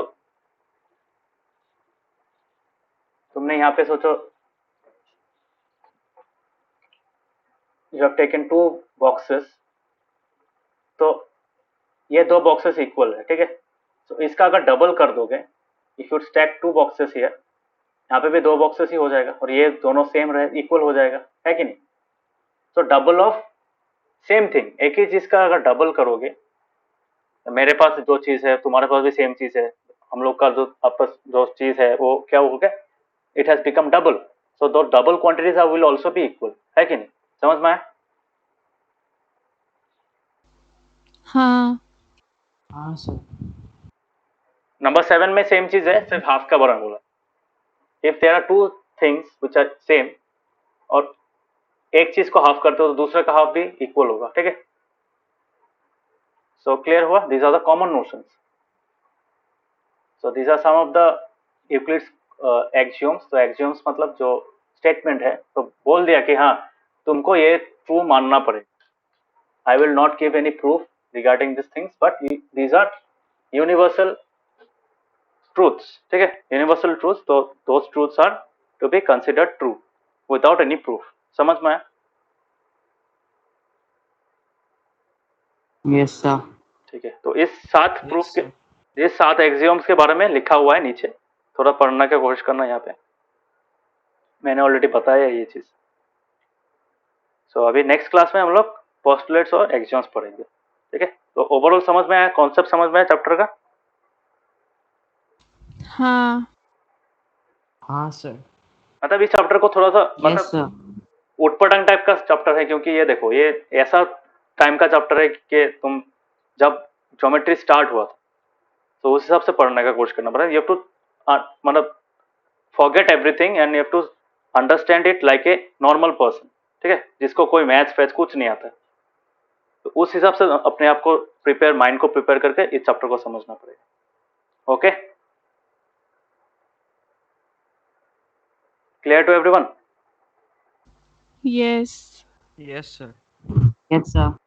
ठीक है। सो इतना भी बुरा Yes, चैप्टर sir. नहीं है, अच्छा चैप्टर है। सो पढ़ेंगे नेक्स्ट क्लास में। नेक्स्ट क्लास में एक्चुअल जो तुम लोगों का एग्जाम का काम का चीज है, एग्जाम में जो आ सकता है उसके बारे में हम लोग पास पोस्टुलेट्स के बारे में पढ़ेंगे, उसको प्रूव भी करेंगे। बहुत सिंपल है, क्वाइट इंपॉर्टेंट, ठीक है। सो नेक्स्ट क्लास में पढ़ेंगे। तो bye bye, good night. Bye, good night. Bye sir, good night.